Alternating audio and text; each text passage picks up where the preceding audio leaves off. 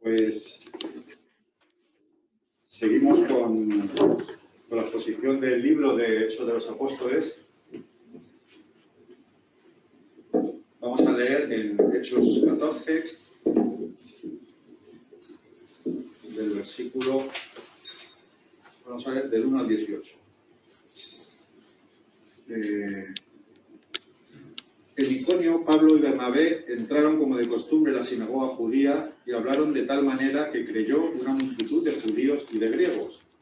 Pero los judíos incrédulos incitaron a los gentiles y les amargaron el ánimo contra los hermanos. En todo caso, Pablo y Bernabé pasaron allí bastante tiempo hablando valientemente en el nombre del Señor, quien confirmaba el mensaje de su gracia, haciendo señales y prodigios por medio de ellos.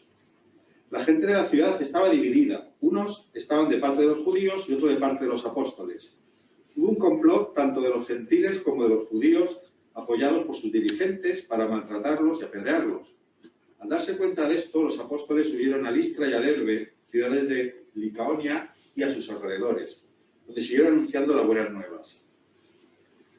En Listra vivía un hombre lisiado de nacimiento que no podía mover las piernas y nunca había caminado. Estaba sentado, escuchando a Pablo, quien al reparar en él y ver que tenía fe para ser sanado, le ordenó con voz fuerte: «Ponte en pie y enderézate».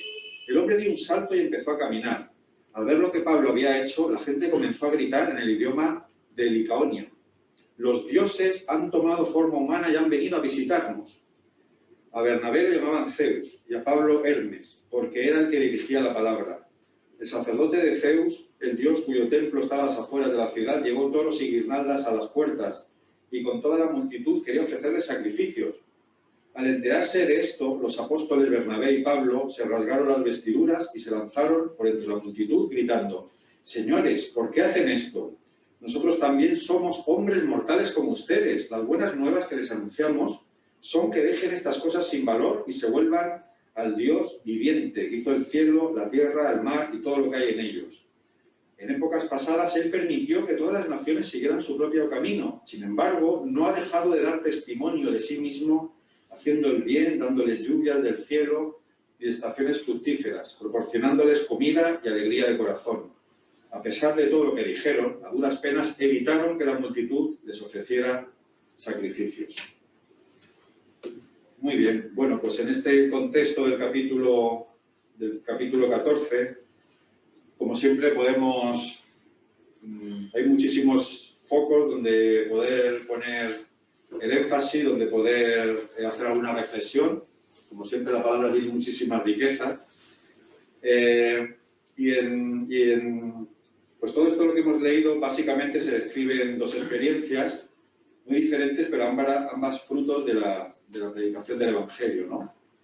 Bueno, comenzando por la segunda, por la parte final, bueno, vemos que debido a los milagros de Pablo y Bernabé, pues los confunden con dioses y se ponen a adorarlos. Creo que va a ser difícil que nosotros, en nuestra experiencia cotidiana, podamos vivir realmente una experiencia similar, ¿no? Pero creo que es una historia de la que podemos seguir aprendiendo, como decía, muchísimas cosas, ¿no? Y aprender también para evitar alguno de los errores, ¿no? Como de estas personas que se acercan y los adoran pensando que eran dioses, ¿no? Nos parece que esto es algo, como digo, que no tiene nada que ver con nosotros, pero creo que sobre todo en determinados contextos, pues, bueno, yo las redes sociales, una de las cosas por las que aún las uso es porque sigo a creyentes de distintas denominaciones, de distintas ramas, porque creo que me enriquece, me ayuda a saber lo que se cuece en nuestro mundo, ¿no? En nuestro mundo cristiano en este caso y fuera de él, ¿no? Y tengo la sensación de que a mí es lo primero que me vino a la cabeza, ¿vale? Al leer esta escena, es que aunque en nuestro contexto esto no se da mucho, pero sí que hay contextos donde muchas personas idolatran a los supuestos apóstoles o profetas cristianos, ¿no? Muchas veces hacedores de milagros, donde el centro muchas veces de esta predicación no es ser transformado a la imagen de Cristo, sino venir a buscar pues, el carisma o el milagro del predicador, ¿no? Que al fin y al cabo eso es algo que va a depender de Dios, ¿no? Bueno, Creo, no obstante, que esta situación que existe, que es real, o esta tentación, se da con más frecuencia quizá en otros contextos, en otros países. Yo creo que en España ocurre un poco casi al revés, si me lo permitís. Creo que la tentación más bien apunta al otro lado, no tanto a idolatrar y a venerar y a venir a los pies de los predicadores, sino un poco a quizá no ofrecerles la suficiente honra y el suficiente apoyo a nuestros pastores. A veces en España somos demasiado críticos. Y más en el caso de nuestra iglesia, no es que seamos muy críticos, en nuestra iglesia no somos críticos, esto va para otras iglesias. Pero en el sentido de que los pastores que tenemos, que además pues, tienen su trabajo secular, no están remunerados y ofrendan y ponen de su fruto, de su trabajo secular, además de servirnos a la vez, ¿no? Entonces yo creo que merecen triple y cuádruple honra en este sentido, ¿no? Así que bueno, por eso quería centrarme sobre todo en algo que se repite mucho en el libro de Hechos, que lo hemos visto en la parte primera del capítulo, y es la terrible persecución, ¿no? que se vive. Según Puertas Abiertas, actualmente hay 340 millones, esto salió la semana pasada, 340 millones de cristianos que reciben persecución severa en el mundo. Es decir, nosotros podemos recibir, y en algunos momentos recibimos persecución aquí, pero estamos hablando de un grado mayor, que yo creo que ni siquiera ninguno de nosotros todavía puede imaginar, ¿no? Persecución severa, incluida penas de muerte, que era lo que querían hacer también con estos apóstoles. 340 millones de cristianos, se calcula, ¿no? Y aquí surge una pregunta, ¿por qué la extensión del Evangelio puede producir incluso, la predicación, puede producir incluso la persecución hasta la muerte? Hay muchas razones, depende también de cada situación, de cada contexto, pero una de las principales por las que el Evangelio se persigue, y muy importante, es por el poder que tiene el Evangelio para desbaratar sistemas de poder y de opresión, ¿vale? Hacia otras personas. El Evangelio molesta y ofende bastante a personas que están instauradas en ciertas cuotas de poder, en el que se benefician de forma injusta de personas débiles. Por poner un ejemplo de la actualidad, en Chiapas, en México, es uno de los lugares donde más persecución ha habido a los creyentes. No es que los persigan porque estén aburridos o porque crean en otras cosas, sino que, por ejemplo, pues muchas de estas mafias que tienen ahí el poder en estas regiones, pues es a base del tráfico de alcohol.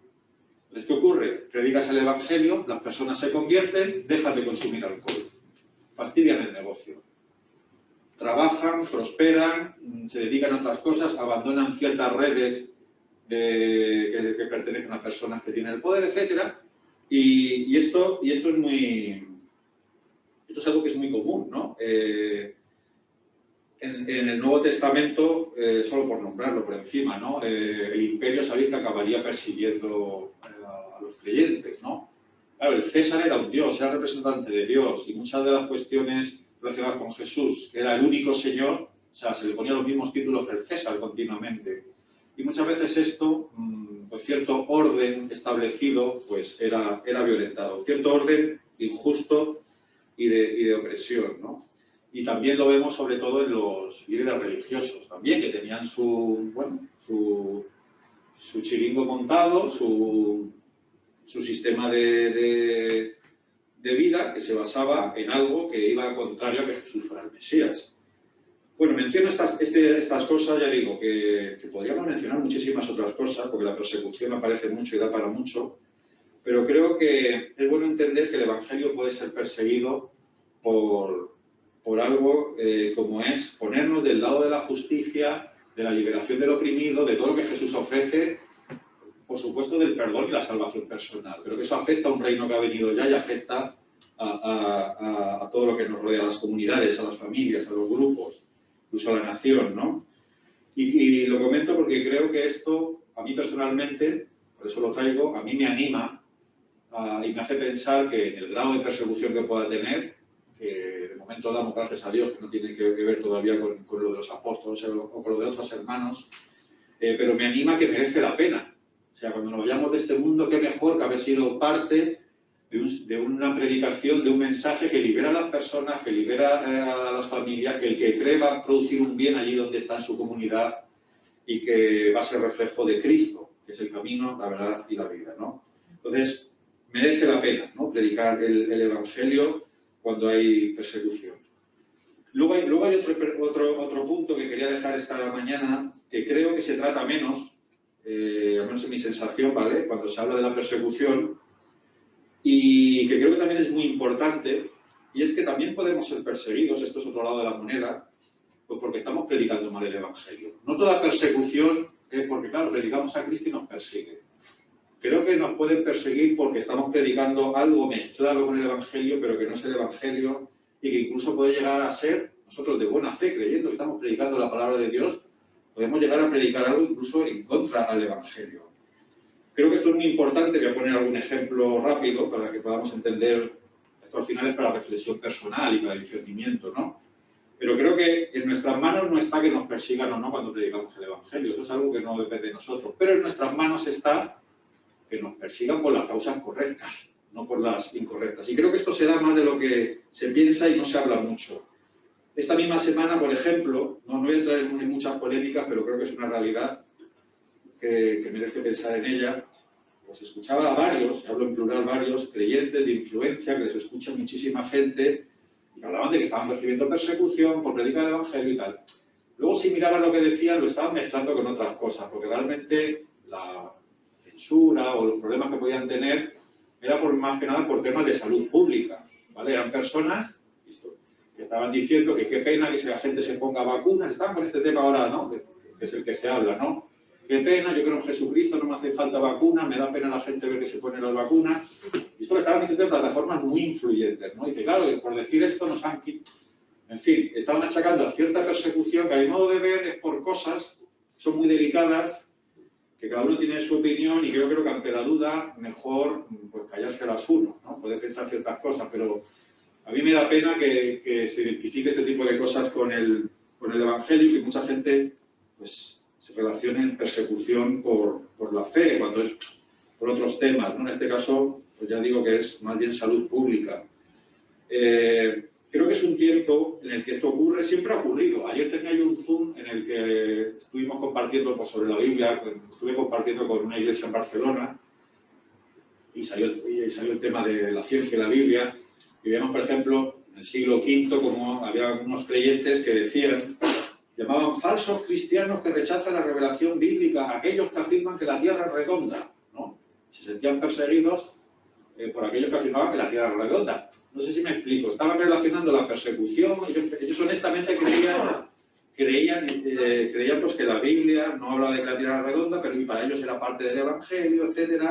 Y había muchos ejemplos, ¿no? Esto en el siglo XIX en Estados Unidos, cuando salió algo precioso por parte de muchos hermanos, que era ir en contra de la esclavitud, pero si vemos la historia, grandísimas denominaciones decían cosas como el derecho de tener esclavos está claramente establecido en las Sagradas Escrituras, tanto por precepto como por ejemplo.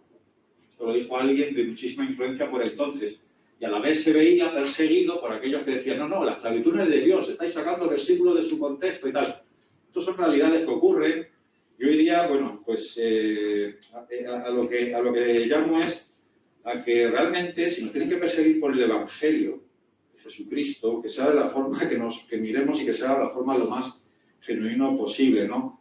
Creo que hay cierta moda un poco que yo no comparto, que es relacionar a políticos o partidos políticos con la voluntad de Dios, ¿no? Bueno, en el Capitolio lo hemos visto, algunos de los que traen el Capitolio traen con versículos citando el Evangelio. A mí me parece que se mezclan cosas que pueden dañar el testimonio, ¿no? Y creo que cada vez ocurre más, o al menos lo ve mucha gente.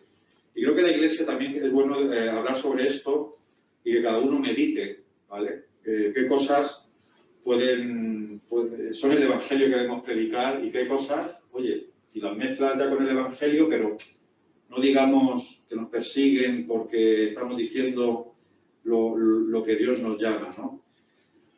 Creo que simplemente creo que cuando vayamos a predicar el Evangelio, que es algo serio, realmente, porque esto si usamos mal el nombre de Dios a la hora de predicar la Biblia o lo mezclamos con ciertos prejuicios, a veces incluso auténticos discursos de odio y de rechazo a ciertas personas, bajo el nombre de Dios. Creo que eso nos perjudica enormemente como cristianos, ¿no? Porque cuando vayamos a predicar el Evangelio, no sé si os habéis dado cuenta, pero hay mucha gente que tiene estas ideas negativas de los cristianos por gente que ha deformado y ha mezclado cosas, políticas, ideologías, así que no tiene que ver con la Biblia. Yo me doy cuenta en conversaciones con no creyentes, evangélico, y salen cosas con las que yo no me identifico, pero es verdad que los han dicho otros en el nombre de Dios. Y son tiempos en los que, hermanos, está bien, hay que predicar el Evangelio, por supuesto, pero que reflexionemos, cuando nos acerquemos a la Biblia, y nos acerquemos a un texto, decir, ¿por qué este texto estaba aquí? Que hagamos las preguntas correctas al texto que vamos a lanzar al mundo, ¿no? ¿Cómo lo entendieron los primeros creyentes? ¿Qué estaba ocurriendo dentro y fuera de la Biblia cuando se dice esto? Y pensar, ¿este texto realmente procede para este tema? ¿No procede? Que seamos un poquito más cuidadosos, reverentes. Esto es una reflexión que creo que todos deberíamos hacer, ¿no? Se dice mucho en esta línea, pues que lo leo por ahí, ¿no? Dice que el Evangelio completo debe ofender. Y bueno, a veces va a ofender, pero otras veces no. También creo que hay que tener cuidado con ciertas afirmaciones categóricas, ¿vale? Se predica el Evangelio a veces sí o sí va a ofender. Además, estamos en los tiempos en que todo ofende. O sea, que va a ofender. Pero que sea, insisto, por estas cuestiones. Además, no es verdad que el Evangelio siempre que se predique va a ofender al interlocutor, ¿no? Si no, no se convertiría a nadie para empezar. Pero si miramos a Jesús, que es a quien debemos mirar, lo curioso del Evangelio es que muchas veces a quien más ofende es a los más religiosos, ¿vale? Lo vemos en el texto de hoy. ¿Quién inicia toda la persecución? En el 14, 1 y 2. Dice, creyó una multitud de judíos y de griegos. Dice, pero los judíos de la sinagoga, es decir, los que creían en el Dios del Antiguo Testamento, no otros, incitaron a los gentiles y les amargaron el ánimo contra los hermanos. Los que inician toda la persecución eran creyentes en el Dios del Antiguo Testamento, no eran los que seguían ahí a otros dioses, o que también iban a estar, ¿no? Y es lo mismo que vemos de Jesús con los fariseos. A quien más les ofendía el Evangelio muchas veces era a los más religiosos. Sin embargo, no vemos que ofendiera a la mujer con el flujo de sangre, a la mujer encorvada, a la que la saca de la sinagoga al lugar de los hombres y la sana delante de todos, a los leprosos, a toda la escoria, a todos los que estaban desechados. Yo sinceramente no veo que Jesús ofendiera con su mensaje, los liberaba, porque al final el mensaje del Evangelio es un mensaje de liberación. Entonces, bueno, pues unas veces va a caer mal, otras va a caer bien, pero que no relacionemos que porque ofende es porque es verdad. Hay que tener cuidado, porque puede ofender porque eres un maleducado. Puede ofender porque estás metiendo tus ideas. Puede ofender porque es la palabra de Dios, por supuesto.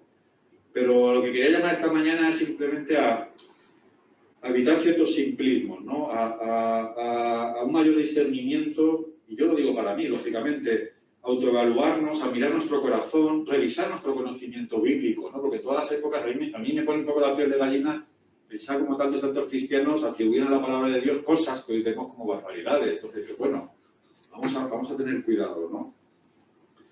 Bueno, ya estoy terminando. Así que esta mañana un poco el mensaje es ese. La predicación merece la pena aunque haya persecución, pero que cuidemos que la persecución sea por lo que es, no por dibujar un Dios que no es el de los evangelios, ¿no? Mañana podemos salir aquí, por ejemplo, aquí a esta plaza a predicar el evangelio y nos pueden tirar tomates, ¿no? Pero esto es algo que me comentaba un hermano, que yo no había pensado en ello y es un poco pues una reflexión, una crítica a la que me meto yo el primero, que él decía que, fíjate, cuando cayó la gran nevada, esta que cayó, decía que había pasado por aquí, y si de repente veías a la gente, sobre todo en los comercios, en los portales, ahí todos preocupados, ahí que no podían abrir, viéndoselas, pasándolas fatal para quitar, y dice, jolín, dice, veía en la iglesia que ahí no estábamos ninguno, que no habíamos bajado aquí, o sea, no había señales de la iglesia. Y a mí se me caía el alma a los pies, ¿no? Es verdad que algunos de vosotros, de nosotros, pues en el barrio hemos bajado con palas, hemos colaborado, y eso es un testimonio también, ¿vale? Pero como comunidad, como parroquia, a mí me hacía pensar, dice, 3 o 4 de nosotros que hubiera venido aquí y que supiera que somos de la Iglesia a colaborar. No quitar primeramente la nieve de nuestra entrada, sino la de los comerciantes, la de los portales. Haber bajado 3 o 4. A ninguno se nos ha ocurrido. Y estoy seguro que si hubiéramos venido y hubiéramos compartido con ellos, si hubiéramos hablado y supieran que era de la Iglesia, porque al final te quedas ahí 3 o 4 horas y se sabe todo y hablas.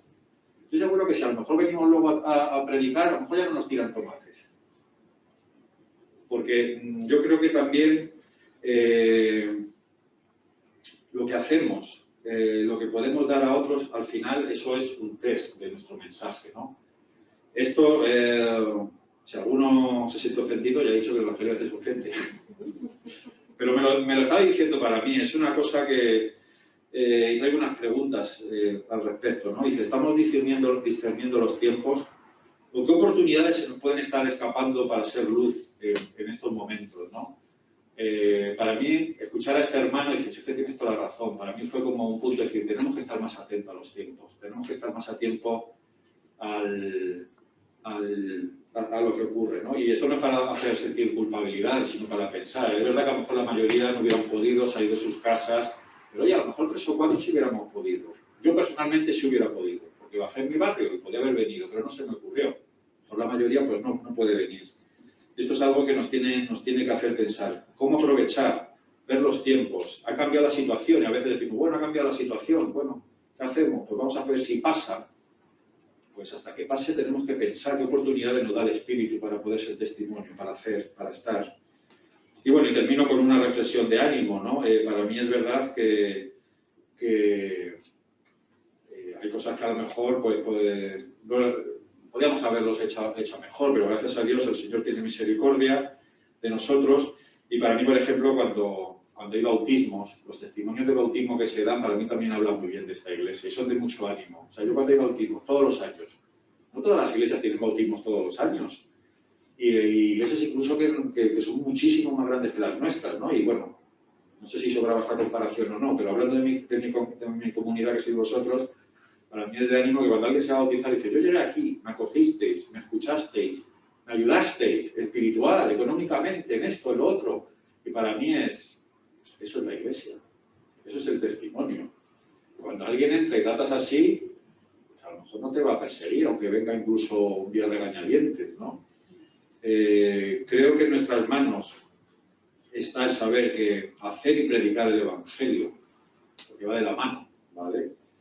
Merece la pena, va a haber persecución sí o sí, pero que busquemos, que la gente descubra pues, un evangelio vivido y predicado, porque al final el evangelio el que está detrás es Dios, es la buena noticia de que Jesús se ha acercado y ese es el poder más grande que hay en el universo, ¿no? Y que no hay nada más que merezca la pena que vivir para el Señor y predicar de obra y de hecho su palabra. Así que sea de ánimo, que podamos, mi idea de esta mañana, no estar atentos a también qué cosas se pueden cambiar y mejorar, hacer autorreflexión, como el rey David decía, examíname, oh Dios, que hay dentro de mi corazón, ¿no? Eso no es tan fácil como parece. Y es algo que yo todos los días lucho con ello, ¿no? Normalmente creemos que lo que estamos haciendo hasta ahora es lo correcto, pero yo creo que el Espíritu, de algún modo, hasta que no lleguemos a la perfección, yo decía la perfección del Señor, es que eso nunca vamos a llegar, ni siquiera estemos en su presencia. Pero precisamente por eso, porque no vamos a ser nunca perfectos, que no nos descuidemos. El Señor yo creo que siempre nos está empujando a salir de cierto confort, zona de confort, y que estemos atentos a los tiempos y al corazón genuino del Evangelio, que siempre es de perdón, de rehabilitación, de prosperidad y